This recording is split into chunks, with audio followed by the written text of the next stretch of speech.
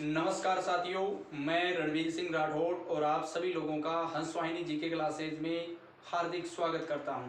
साथियों, आपको पता है जैसे कि हमारे पिछले कुछ दिनों से इतिहास की कक्षा नहीं हुई है, तो अब भारतीय इतिहास की कक्षा को वापस पुनः सुचारू रूप से चलाने के लिए साथियों मैं आप लोगों के सामने हाजिर हो चुका हूं। तो अब अपन लोग भारतीय इतिहास को पुनः पढ़ेंगे। तो भारतीय इतिहास में साथियों हम लोग पढ़ रहे थे, एक अच्छे राजवंश की चर्चा कर रहे थे जो कि बहुत ही इंपॉर्टेंट है, वो है गुप्त राजवंश। किसी भी एग्जाम में जाना, वहां से आप लोगों को प्रश्न मिलेंगे, ठीक है। तो हमारा जो राजवंश है साथियों वो है गुप्त राजवंश।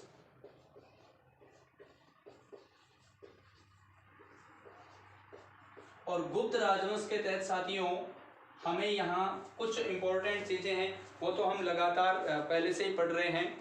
अगर अपन चर्चा करें इस गुप्त राजवंश की तो 240 से लेकर के 550 तक ये जो राजवंश चलेगा, अपन इसकी भी चर्चा करेंगे साथियों। तो सबसे पहले तो ये आप लोगों को पता होना चाहिए कि भारतीय इतिहास का साथियों गोल्डन एज यानी स्वर्ण जो काल है, ये है भारतीय इतिहास का कौन सा काल? गुप्त काल, स्वर्ण काल है, ठीक है। अब उसके बाद बहुत सारी चीजें जो सामान्य जानकारी के रूप में मैंने आपको दे दी। आरंभिक शासक हम पढ़ रहे थे, घटोत्कच, सबसे पहले श्रीगुप्त को पढ़ा, उसके बाद घटोत्कच को पढ़ा, और साथियों उसके बाद हमने चंद्रगुप्त को भी पढ़ लिया, चंद्रगुप्त प्रथम को पढ़ लिया। अब चंद्रगुप्त प्रथम के बाद अपन जिस शासक की चर्चा करेंगे, प्रथम की चर्चा हमने की थी 319 से लेकर के 335 तक की चर्चा हमने कर ली थी। तो अब अगले शासक की चर्चा करते हैं साथियों, किसकी?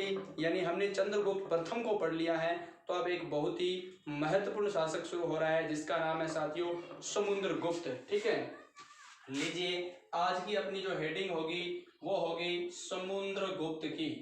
बहुत ही महत्वपूर्ण शासक है साथियों समुद्रगुप्त, ठीक है। सबसे पहले तो आप लोगों को इसका शासनकाल यही लिख लेना है। यानी हम चर्चा कर रहे थे 1935 तक की वहां चर्चा की थी, तो यहाँ पर ये है 335 से लेकर के साथियों इसका जो शासनकाल है 375 ईस्वी तक है, ठीक है।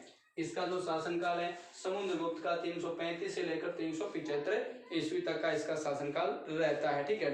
अब उसके बाद अगर आप चर्चा करोगे समुद्रगुप्त की तो काफी जानकारियां यहाँ पर आपको देखने को मिलेगी। एक चीज तो ये ध्यान रखना साथियों, समुद्रगुप्त पुत्र किसका था? पुत्र कुमार देवी, है ना। हमने पिछली कक्षा में चर्चा की थी, अगर आपको कुछ याद आ रहा है तो कुमार देवी प्लस चंद्रगुप्त यानी सीएम फर्स्ट चंद्रगुप्त प्रथम, ठीक है। इनका ये क्या है साथियों? पुत्र है जिसका नाम क्या है? समुद्रगुप्त, ठीक है। और इस समुद्रगुप्त की जानकारी बहुत ही इंपॉर्टेंट है, बहुत सारी चीजें आप लोगों को मिलेगी, हमें यहाँ पर इसके बारे में पढ़ना होगा। तो सबसे पहले समुद्रगुप्त पुत्र, मैंने कहा कुमार देवी, चंद्रगुप्त की मैंने चर्चा की, ठीक है। अब इसके जानकारी का स्रोत बहुत ही इंपॉर्टेंट है भैया। इसकी जानकारी कहाँ से मिलती है? तो सबसे इंपॉर्टेंट चीज है प्रयाग प्रशस्ति। प्रयाग प्रशस्ति बहुत ही इंपॉर्टेंट चीज है साथियों, ये प्रयाग प्रशस्ति।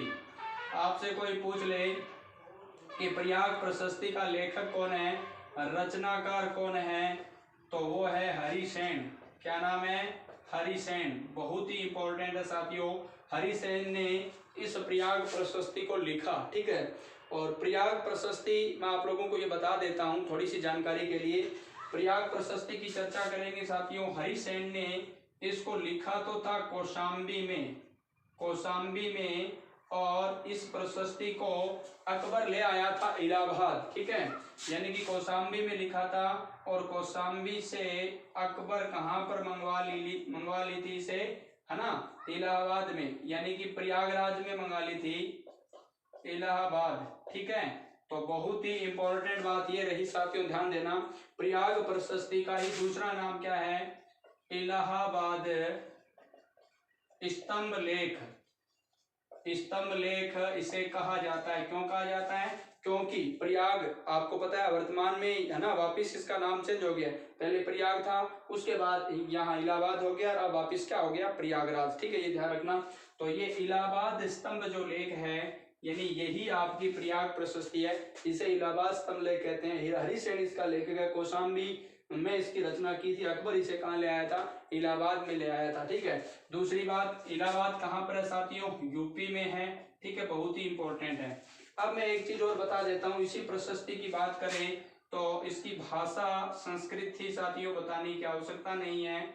और जब भाषा संस्कृत बता दी तो लिपि कौन सी हो जाएगी साथियों, ब्राह्मी। लिपि कौन सी हो जाएगी, ब्राह्मी। और एक चीज और लिख लेना, यानी इसकी शैली कौन सी थी साथियों, शैली, तो ये शैली है चंपू। चंपू, और चंपू मैंने आपको हिंदी में बताया है, अगर भूल गए तो पता नहीं। गद्य व पद्य मिश्रित जो रचना होती है उसे क्या कहते हैं, चंपू कहते हैं। ठीक है, बस इतनी सी चीज है। तो थोड़ी सी प्रयाग प्रशस्ति के बारे में मैंने आपको जानकारी दी। और प्रयाग प्रशस्ति किसकी जानकारी दे रहा है, समुद्र गुप्त की जानकारी दे रही है प्रयाग प्रशस्ति, या इसे ही इलाहाबाद स्तंभ लेख कहा जाता है। ठीक है, अब ये बहुत सारी जानकारियां देता है, उसी जानकारी के अकॉर्डिंग कुछ और भी जानकारी लेते हैं। समुद्रगुप्त की एक बात तो मैंने आप लोगों को बता दी, एक राजा बनने से पूर्व कहते हैं कि भाई काचगुप्त के साथ इसने युद्ध किया था। भैया काचगुप्त के साथ युद्ध, काचगुप्त के साथ युद्ध राजा बनने से पूर्व है। ठीक है, तो ये भी इंपॉर्टेंट चीज हो गई। अब देखिए एक इतिहासकार आता है, उसका नाम है विंसेंट स्मिथ, बहुत ही महत्वपूर्ण है, विंसेंट स्मिथ। ये इतिहासकार है ना, इस समुद्रगुप्त को कहता है भारत का नेपोलियन। भारत का नेपोलियन, ठीक है, भारत का नेपोलियन। नेपोलियन पूरे विश्व को जीतना चाहता था, उसी प्रकार ये भारत का नेपोलियन। ठीक है, प्रश्न आ जाता है। समुद्रगुप्त को कहा जाता है साथियों, जो कि गुप्त शासक है, बहुत ही इंपॉर्टेंट है। विंसेंट स्मिथ के द्वारा भारत का नेपोलियन कहा गया इसे। और भी कुछ चीज ध्यान रखना, इंपॉर्टेंट चीजें मैं यहाँ पर लिखा रहा हूं। बौद्ध भिक्षु वसुबंधु को संरक्षण, वसुबंधु को संरक्षण इसने दिया था। ठीक है, ये बात याद रखना, बौद्ध विद्वान वसुबंधु को संरक्षण। ठीक है, एक चीज ये और इम्पोर्टेंट, एक और बहुत ही महत्वपूर्ण इंपॉर्टेंट चीज है साथियों, मुद्रा पर इसकी जो मुद्रा थी उस पर इसे वीणा बजाते हुए दिखाया गया। इसका मतलब क्या है कि ये संगीत प्रेमी शासक था, संगीत प्रेमी शासक था। बहुत ही इंपॉर्टेंट चीजें हैं, याद हो रही है साथ साथ में। क्या बताया कि मुद्रा पर वीणा बजाते हुए दिखाया गया। इससे पता चलता है कि जब ये वीणा बजा रहा है, इसका मतलब ये एक संगीत प्रेमी शासक है। किसकी बात कर रहे हैं साथियों, समुद्रगुप्त की चर्चा हम लोग कर रहे हैं, जो कि गुप्त राजवंश का एक बहुत ही बेहतरीन शासक है साथियों। ठीक है, अब मैं साथ साथ में दो चीज और बता देता हूँ। समुद्रगुप्त ने साथियों राजभाषा किसको बनाया, राजभाषा, अपनी राजभाषा बनाया संस्कृत को। ठीक है, और इसके राज चिन्ह के ऊपर, राज चिन्ह पर गरुड़ अंकित था। क्या था साथियों, गरुड़ अंकित था। बहुत ही इंपॉर्टेंट है, राज चिन्ह गरुड़। ठीक है, तो राजभाषा संस्कृत को बनाया, राज चिन्ह गरुड़ है। इतनी बातें सबसे इंपॉर्टेंट है। मैं एक बार इस बात 1 मिनट में इस चीज को रिवाइज करता हूं, आप फटाफट रिवाइज कर लीजिए। लिख तो लिया, समुद्रगुप्त 335 से 375 ईस्वी और ये राजा बना है। ठीक है, 335 को जानकारी कहाँ से मिलती है, प्रयाग प्रशस्ति से। इसकी भाषा संस्कृत है, लिपि ब्राह्मी है, शैली चंपू है, रचनाकार कौन है, हरिसेन है। और हरिसेन ने कौशाम्बी में लिखा, अकबर इसे इलाहाबाद ले आया, इसलिए इलाहाबाद स्तंभ लेख कहते हैं। और है ना, मैंने लेखक की चर्चा कर ली, शैली की बात होगी, गद्य पद्य, और जानकारी मिलती है इससे क्या, समुद्रगुप्त से। बहुत इंपॉर्टेंट है। और पुत्र का नाम क्या है साथियों, कुमार देवी, सॉरी ये पुत्र किसका है, कुमार देवी का और चंद्रगुप्त का। ये कुमार देवी वही है जिससे चंद्रगुप्त ने, है ना, सिक्के चलाए थे। बहुत ही इंपॉर्टेंट है। एक चीज और ध्यान रख लेना, ये समुद्रगुप्त है ना, खुद को, है ना, ये खुद को लिच्छवी दोहितर कहने में गौरव महसूस करता था। ठीक है, ये लिख लेना आप लोग, नीचे लिख लेना, स्वयं को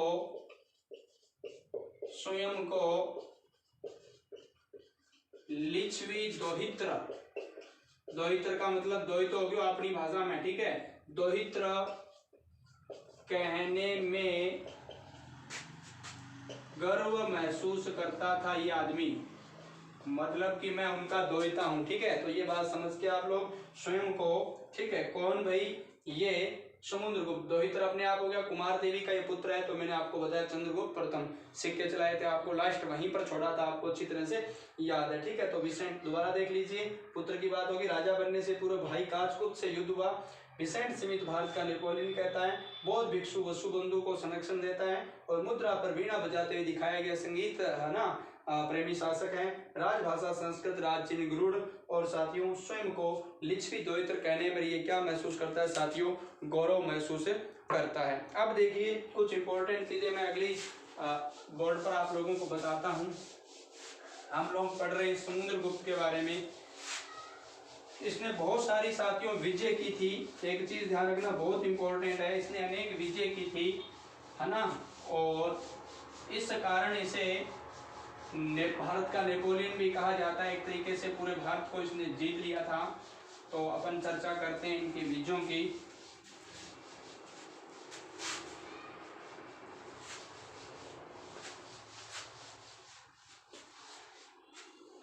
लीजिए देखिए, सबसे पहले मैं आप लोगों को बता रहा हूं साथियों कि समुद्रगुप्त की विजयों का उल्लेख, विजयों की जानकारी। पहली बात तो ये जानकारी कहां से, वही चीज प्रयाग प्रशस्ति। अब इसके बारे में आप विस्तार से जानने लगे और कभी भूलोगे नहीं, ये मेरा विश्वास है, ठीक है। प्रयाग प्रशस्ति पक्का है ना, कभी नहीं भूलोगे, हाँ कभी नहीं भूलोगे, ठीक है। तो देखिए विजयों की जानकारी, आपकी बात तो पहुंच नहीं सकती मेरे पास, तो विजयों की जानकारी प्रयाग प्रशस्ति, ओके। ये जो साथियों विजय है ना, विजयों की बात हम कर रहे हैं किसकी, समुद्रगुप्त की। तो विजयों में नीति कौन सी, दिग्विजय की नीति इसने अपनाई, दिग्विजय की नीति का इसने अनुसरण किया। और इस नीति का नाम क्या था साथियों, बहुत महत्वपूर्ण है, यह प्रश्न आता है धरणी बंद, बहुत इंपॉर्टेंट है। समुद्रगुप्त के विजयों की जो नीति थी उस नीति को क्या नाम दिया गया, धरणी। दिग्विजय की नीति का जो नाम था वो क्या था साथियों, धरणी बंद था। धरणी बंद संपूर्ण पृथ्वी को जीतना, संपूर्ण पृथ्वी को जीतना, पृथ्वी को जीतना।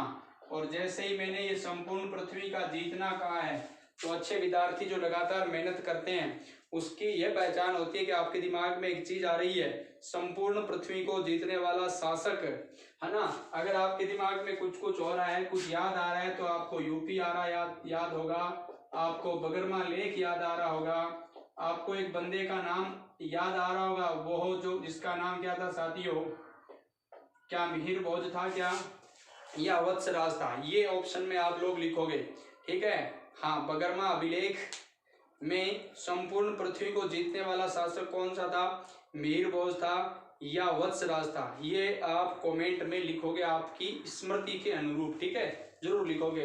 हाँ, मैंने आप लोगों के लिए प्रश्न नहीं लिखा है, लेकिन लगभग तो बता ही दिया है, लेकिन फिर भी आप लोग थोड़ा ध्यान रखना, पता चलता है कि इस प्रकार हम कितनी चीज याद करते हैं।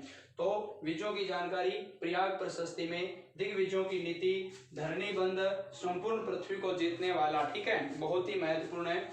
और साथ साथ में ये भी चीज याद रखना साथियों जो मैं आप लोगों को बता रहा हूँ, कौन सी, कि ये इसकी विजय की नीति थी। अब इसने पूरे भारत के तहत जैसे इसने भारत विजय की, इसको दो भागों में बांट दिया साथियों। भारत विजय को कितने भागों में बांट दिया, दो भागों में, बहुत महत्वपूर्ण है। सबसे पहले ये 1 नंबर भाग ले लेते हैं और इसे हम कहते हैं साथियों आर्यव्रत। आर्यव्रत, इसे आप लोग उत्तरी भारत कह सकते हो, उत्तरी भारत हमारा वाला इलाका, तो उत्तरी भारत, ठीक है। आर्यव्रत उत्तरी भारत, आर्यों की भूमि, ठीक है। यहाँ पर साथियों इस समुद्रगुप्त ने क्या किया, 9 राजाओं को हराया था, 9 राजाओं को हराया। आर्यव्रत के 9 राजाओं को इसने क्या कर दिया, हरा दिया, ठीक है। और आर्यव्रत के इन 9 राजाओं को हराने की जो नीति थी, नीति का नाम प्रश्नभोद्रण, बहुत ही महत्वपूर्ण है भैया, प्रश्नभोद्रण, ये नीति थी, प्रश्न ये भी आया हुआ है। वो तो एक पूरी दिग्विजय की नीति थी, धरणीबंध उसको नाम दिया गया। लेकिन ये देखिए आर्यवर्त उत्तरी भारत 9 राजाओं को हराया और नीति का नाम क्या है, प्रश्नभोद्रण। ठीक है, बहुत ही इंपॉर्टेंट है, कोई नाम आएगा तो आप लोग इसको समझ जाओगे। इसका अर्थ क्या होता है, पूर्णतः दमन, पूर्ण दमन कह सकते हो, बस सीधी सीधी बात है कि पूर्णतः दमन कर दो, है ना, इनको नष्ट कर दो एकदम, जो भी है ना नहीं माने। ओके, तो पूर्ण दमन या नष्ट की नीति थी, वो थी प्रश्नभोद्रण नीति। ओके, अब देखिए 2 नंबर शासक लेकर आ रहा हूं मैं, बहुत ही इंपॉर्टेंट, सॉरी 2 नंबर नीति, ये तो आर्यवर्त उत्तरी भारत की थी। तो एक और सबसे बड़ी जो विजय थी, दक्षिणापथ की विजय। कौन सी विजय, दक्षिणापथ की विजय। यहां पर ध्यान रखना, दक्षिणापथ की इसकी जो विजय थी ना, वहां पर इसने 12 राजाओं को हराया, 12 राजाओं को हराया, पराजित किया या हराया, बिल्कुल यही बात है। यहाँ की जो नीति थी ये थोड़ी सी ध्यान रखना, मोक्षानुग्रह, बहुत ही महत्वपूर्ण है भैया। ठीक है, नीति थोड़ी चेंज हो जाती है, वहां पर धरणीबंध की सबसे पहले चर्चा की थी, यहाँ पर ध्यान रखना मोक्षानुग्रह। ठीक है, सबसे पहले आएगा ग्रहण, मोक्षानुग्रह। ठीक है, थोड़ी सी नीति लिख लीजिए, बहुत इंपॉर्टेंट है। तो 12 राजाओं को इसने हरा दिया और यहाँ दक्षिणापथ के राजाओं के साथ इसने जो व्यवहार किया, तो यहाँ इसकी नीति का जो नाम था वो क्या था साथियों, तो वो देखिए मैंने आपको बताया अभी ग्रहण, मोक्षानुग्रह, मोक्षानुग्रह। ठीक है, ये थोड़ा सा ध्यान रखना, मोक्ष और अनुग्रह मिलकर के संधि है, दीर्घ सवर संधि जानते हो, तो ग्रहण मोक्षानुग्रह। ठीक है, मोक्षानुग्रह की नीति अपनाई, मतलब अधीन करके स्वतंत्र कर देना, एक तरीके से अधीनता स्वीकार, अधीनता स्वीकार करवा ली इसने। ठीक है, बहुत ही महत्वपूर्ण है साथियों, ये थोड़ा सा ध्यान रख लेना आप लोग। इसने क्या करवा ली, अधीनता स्वीकार। ठीक है, ये नीति थी यहाँ के शासकों की, अधीनता स्वीकार करवा के छोड़ दिया। तो देखिए बहुत इंपॉर्टेंट चीजें हमने चर्चा की है। अब ये जो आप लोगों की, यानी एक तरीके से इन्होंने क्या कर लिया, बहुत सारा, वैसे तो इसने सीमावर्ती क्षेत्र भी जीते थे, लेकिन हमारे लिए इंपॉर्टेंट इतना ही है तो यही पढ़ेंगे। वैसे बहुत अलग अलग प्रकार के जो और क्षेत्र भी इन्होंने जीते थे, लेकिन इतना हमारे लिए बहुत ज्यादा पर्याप्त है। और इन विजयों के बाद साथियों, ये बहुत ही इंपॉर्टेंट चीज आप लोग लिख लेना, विजयों के बाद अश्वमेध यज्ञ करवाया। विजयों के बाद कौन सा युद्ध करवाया भैया, अश्वमेध, मेध से यज्ञ हो गया, अश्वमेध करवाया, ये बहुत ही महत्वपूर्ण है। ठीक है, ये लीजिए, यज्ञ के बाद इसने क्या करवाया, अश्वमेध करवाया, बहुत ही इंपॉर्टेंट है। अब कुछ एक जगह साथियों, ये एक प्रकार से कहते हैं कि विद्वानों का भी आश्रयदाता था, तो इसके लिए कुछ उपाधि मिलती है, मैं यहाँ पर लिख रहा हूँ उपाधि। ठीक है, उपाधियां की अगर चर्चा करें तो एक उपाधि मिलती है कविराय की। क्या मिलती है साथियों, कविराय की उपाधि मिलती है, बहुत इंपॉर्टेंट है। एक और ध्यान रख लेना आप, अगर आप जानना चाहोगे तो पराक्रमक। ठीक है, ये है पराक्रमक, एक उपाधि मिलती है इनकी। ठीक है, ये भी एक उपाधि ध्यान रखना, पराक्रमक। ठीक है, विक्रमांक आगे आएगा, ये पराक्रमांक है। ठीक है, क्रमांक है, सॉरी क्रमांक, पराक्रमांक। मैं थोड़ा सा इसमें संशोधन करके सही लिख देता हूं, पराक्रमांक। ठीक है, ये क्रमांक, ये आप लोगों की, यानी कि इसकी उपाधि है कविराय या क्रमांक उपाधि है किसकी, समुद्रगुप्त की। एक उपाधि इसे कहा जाता था नेपोलियन, जो हमने विसेंट स्मिथ की चर्चा की थी। अब एक छोटी सी बात इसके बारे में और है, बहुत सारी बातें हमने पढ़ ली है, इंपॉर्टेंट चीजें थी जो जरूरी है। तो एक और चीजें, वसुबंधु की चर्चा मैंने कर ली थी। एक इसने जो यानी मुद्राएं चलाई, मुद्राएं है ना, अलग अलग प्रकार के सिक्के चलाए, तो उन मुद्राओं के प्रकार भी देखने को मिलते हैं साथियों। 6 प्रकार की मुद्रा इसने चलाई, तो मैं उनको थोड़ा सा लिख देता हूँ। बात हम लोग किस शास्त्र की कर रहे हैं, मैं इसके बारे में थोड़ी सी रिवाइज करवा देता हूँ। देखिए, यानी कि अपन चर्चा कर रहे हैं समुद्रगुप्त की विजयों की जानकारी प्रयाग प्रशस्ति से मिलती है।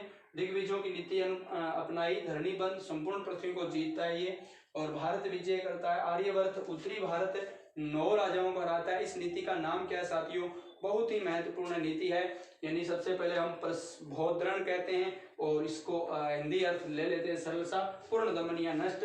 और फिर दक्षिणापथ की 12 राजाओं को हराया, और यहाँ पर जो नीति थी घर्ण मोक्षा नुग्रह की नीति थी, ठीक है, अधीनता स्वीकार करवा लेना, ये इसकी नीति थी, किसकी, समुद्रगुप्त की। सिक्कों पर इसे वीणा बजाते हुए दिखाया गया है, तो ध्यान रखिए, यानी ये एक संगीत प्रेमी शासक था। और ये बात मैंने आपसे पूछी है कि बगरमा अभिलेख में संपूर्ण पृथ्वी को जीतने वाला शासक कौन था।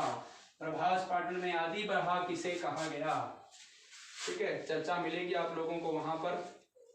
तो जय बरा, आदि बरा, अलग अलग उपाधियां चर्चा अपन करके आ चुके हैं राजस्थान के इतिहास में। तो देखिए गुप्त राजवंश के बारे में अच्छी चीज कर रहे हैं। अब समुद्रगुप्त की मुद्रा के बारे में मैं बता देता हूँ। 6 प्रकार की इसने मुद्रा चलाई। कितने प्रकार की भैया, 6 प्रकार की। 6 प्रकार की मुद्राओं का प्रचलन।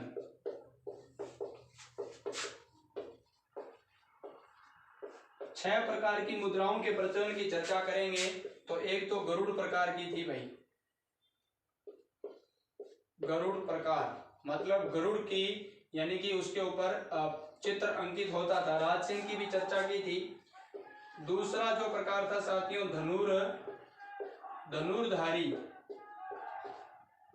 धनुर्धारी प्रकार, बहुत ही इंपॉर्टेंट है।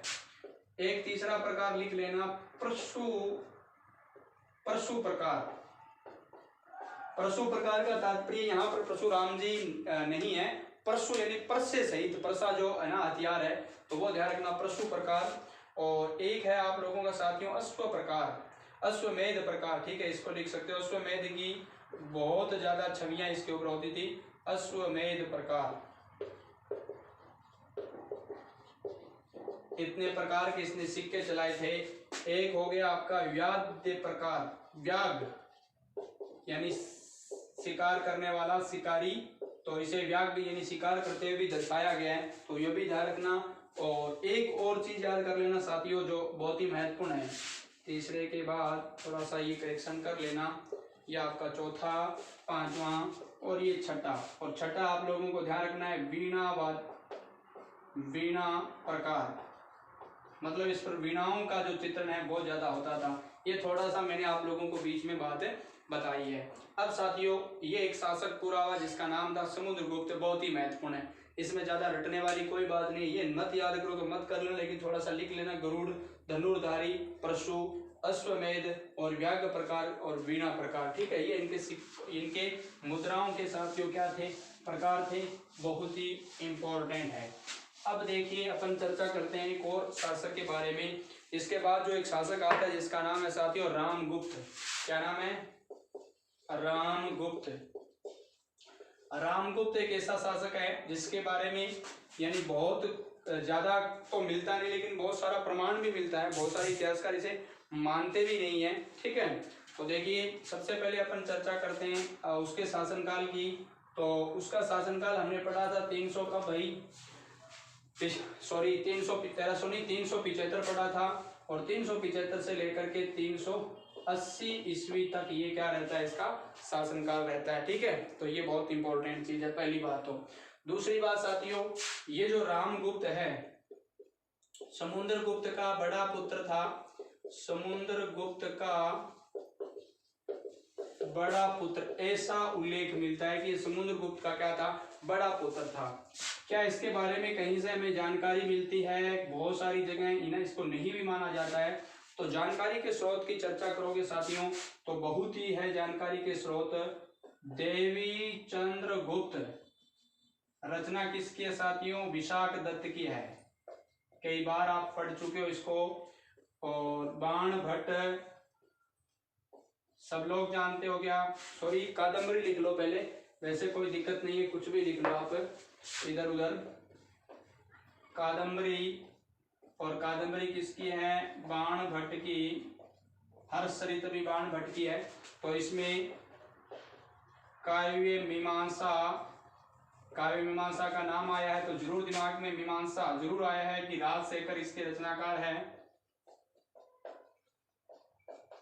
राजशेखर की, विद्यासाल भंजी का बाल भारत, बाल रामायण, काव्य मीमांसा, ये तो बहुत ही है, प्रचंड पांडव, ये बहुत सारी अच्छी रचनाएं हैं, इनको तो आप लोग लगातार पढ़ते आया करो। तो देवी चंद्रगुप्त, विशाखदत्त, कादम्बरी, बाणभट्ट, काव्य मीमांसा आपकी क्या हो जाएगी, राजशेखर हो जाएगी, बहुत ही महत्वपूर्ण है।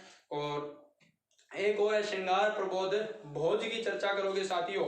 हाँ, एक शासक है श्रृंगार प्रकाश, सॉरी भोज की रचना श्रृंगार प्रकाश, उसको भी आप लोग याद कर सकते हो। और एक है उत तवारीख उल, ठीक है, एक रचना है उत तवारीख, बहुत ही महत्वपूर्ण साथियों। मुजफल उत तवारीख, मैं उसको ले लेता हूं पहले, मुजफल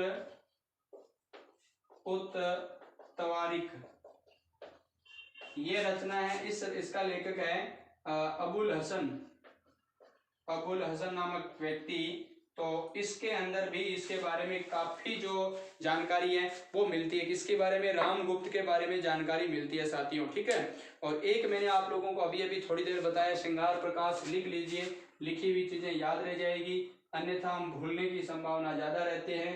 श्रृंगार प्रकाश, श्रृंगार प्रकाश, और इसके रचनाकार कौन है, भोज, ठीक है। तो ये हो गई साथियों आप लोगों की क्या, इसके जानकारी के स्रोत। अभी ये देखो इसकी जानकारी के स्रोत है कि नहीं, लेकिन परीक्षा में कई बार सीधा प्रश्न इनमें से आ जाता है कि काव्य मीमांसा के लेखक कौन है, कादम्बरी के कौन है, कि देवी चंद्रगुप्त के कौन है, तो ये भी चीज जाननी जरूरी होती है, ठीक है। तो रामगुप्त की चर्चा हम कर रहे थे। अब दूसरी बात साथियों ध्यान रखना, ये रामगुप्त है ना, ये एक अयोग्य एवं निर्बल शासक था साथियों, अयोग्य एवं निर्बल शासक, ठीक है, अयोग्य निर्बल यानी एकदम कमजोर शासक था। इस कारण क्या हुआ, ये खुद क्या हो गया, शकों से पराजित हो गया, शकों से पराजित, और पराजित होकर इसने काम गलत कर दिया। वो क्या था, शकों को अपनी पत्नी जिसका नाम था साथियों ध्रुव देवी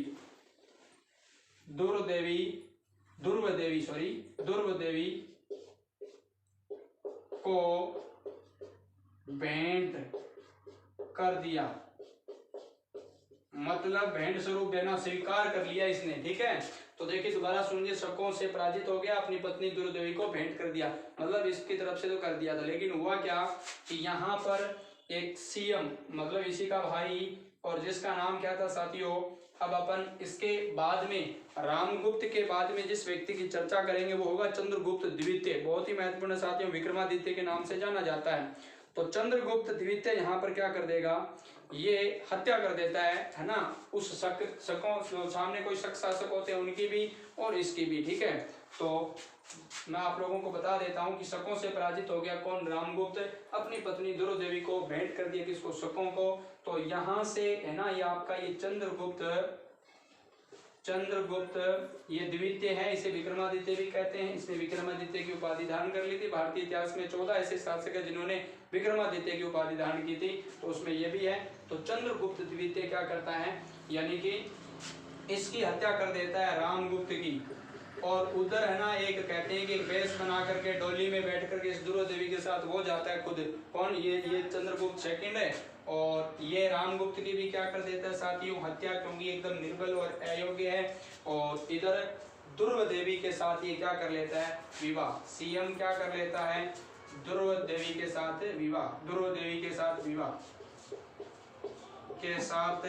विवाह, ठीक है।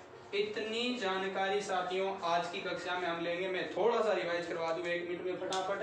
रामगुप्त 375 से 380, इससे पहले समुद्रगुप्त शासक था, समुद्रगुप्त का बड़ा पुत्र था, जानकारी इन चीजों से मिलती है। देवी चंद्रगुप्त, विशाखदत्त, कादम्बरी, बाणभट्ट और काव्य मीमांसा राजशेखर जानते होंगे, है ना। मुजलब अगर अपन चर्चा करें मुजफल उत तवारीख की, तो अबुल हसन और श्रृंगार प्रकाश भोज, इनमें जानकारी मिलती है। अयोग्य निर्बल शासक है, शकों से पराजित हो जाता है, अपनी पत्नी ध्रुव देवी को शकों को भेंट कर देता है, लेकिन चंद्रगुप्त सेकंड रामगुप्त की हत्या करता है और उन शकों को भी पराजित कर देता है, और ध्रुव देवी से क्या कर लेता है साथियों, हाँ ध्रुव देवी से क्या कर लेता है, विवाह कर लेता है। तो ये आपकी संक्षिप्त छोटी सी, शायद आपको काफी दिनों के बाद ये क्लास मिली, आप इतने दिन इंतजार कर रहे थे, और अब आपकी क्लास क्या होती है साथियों, संपन्न होती है। अगली क्लास में जल्दी ही लेकर के आपके सामने उपस्थित होने वाला हूं। तो अब आप मुझे इजाज़त दीजिए। अगली जो कक्षा होगी बहुत ही इंपॉर्टेंट है। चंद्रगुप्त द्वितीय विक्रमादित्य के बारे में हम पढ़ेंगे। बहुत ही इंपॉर्टेंट शासक है, जहाँ से प्रश्न आते हैं भैया, उसके दरबार के नवरत्न इत्यादि बहुत सारी चीज़ें हैं। तो साथियों अब जाने की मुझे इजाज़त दीजिए। जय हिंद, जय भारत, वंदे मातरम। जय हिंद की सेना साथियों।